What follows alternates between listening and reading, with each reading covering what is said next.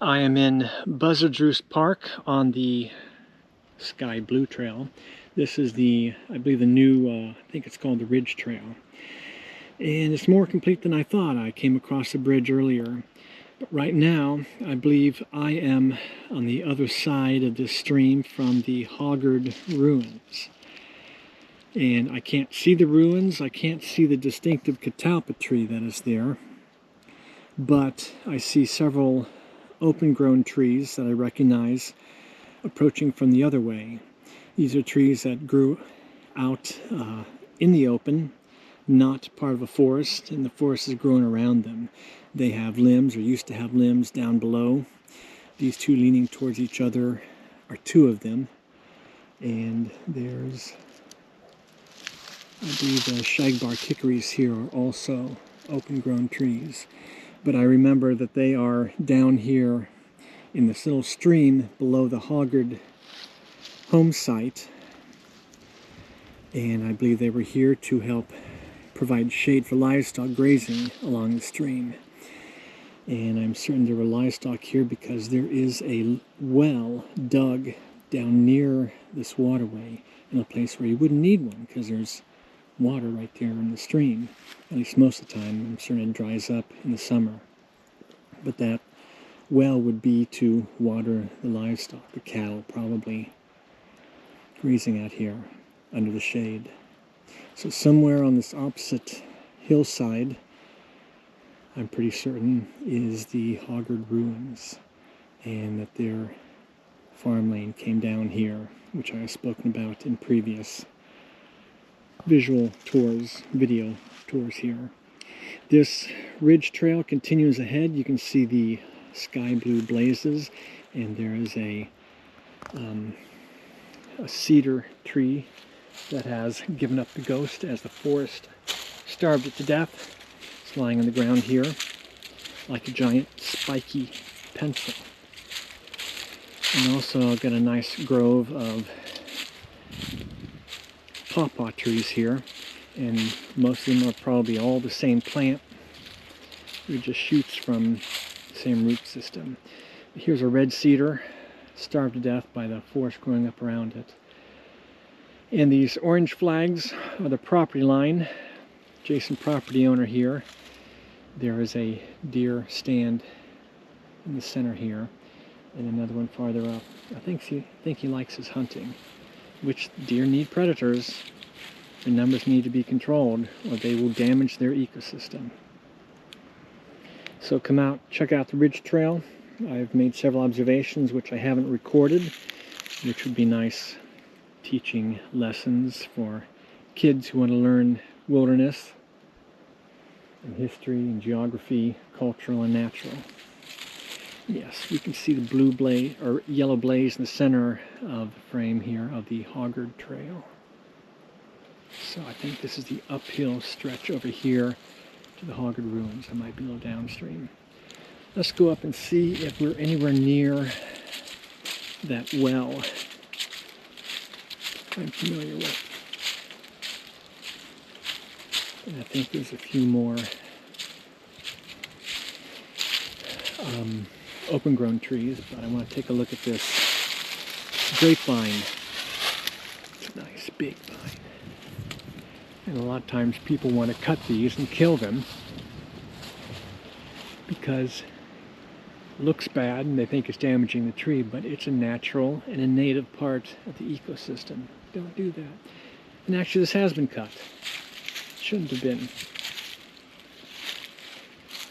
It provides food and it's a natural part of the system. Well, let's continue on. So we're getting closer to this little stream, which I propose to call Hoggard Run. The Hoggards were Virginians. Much of our early settlers were Virginians, and they like to call little streams runs. That is a regional thing. So I've got some trees here and a big rotten one. Again, up here, Hoggards. And this little stream. That might have been an open-grown tree too. It's a little brushy here. Yes, I see the steps in the center of the screen now.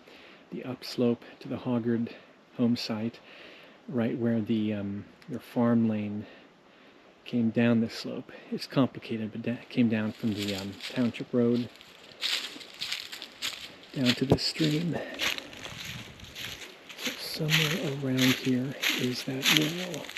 And in the center here, I believe that is a chestnut stump. And same here from perhaps 100 years ago. And I have stupid electronics panicking at me. Get tired of that. Looks, yes, this was an open-grown tree that fell sometime in the last several years. Again, a part of this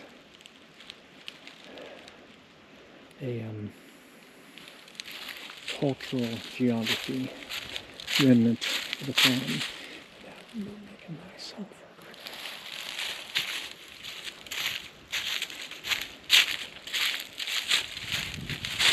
I'll keep rolling while I look for that well. And now we're closer to the Hoggard home site. There's a stone there, looks like a shaped block. That's not naturally occurring at that spot. And here's two other, now these are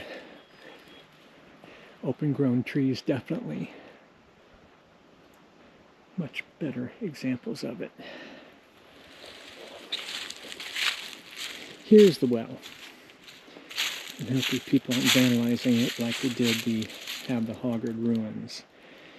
This is, why is it right beside the stream? It's like 20 feet away because it was here to water the animals when the stream was dry. And it's just down from this open-grown tree with the mostly dead limb to the right side. Here on the ridge trail, which is now off the ridge. But this is below the Hoggard home site up here. I don't see the catalpa. Should be very distinctive, but too much tree in the way. And there's a stake there. And stupid electronic crap ruins my time. But here's the well. Looking up the trail at this tree. And this is ringed by local sandstone, possibly quarried from the bathtubs. And over here is a stream, so let's continue up a little ways because the trail crosses Hoggard Run, as I want to call it. These stone blocks, so a good landmark to go by. So just past these is that well in the center of the stream. Alright, that's enough. Let's end this video.